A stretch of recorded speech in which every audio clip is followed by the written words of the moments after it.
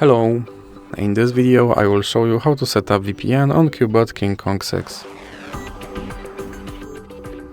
So you have to start by opening your Google Play Store, then click on search bar and type in Turbo VPN and click search. And now select this application and click install.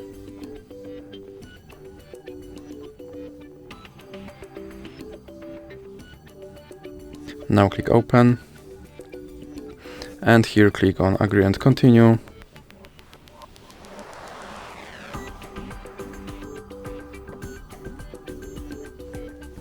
Now we can close this ad and then click consent, and you can click on this button to start VPN and click OK. Now we can close this ad again, and as you can see, now I'm connected to VPN in Canada. So that's it for this video. If you liked it, please remember to leave like and subscribe.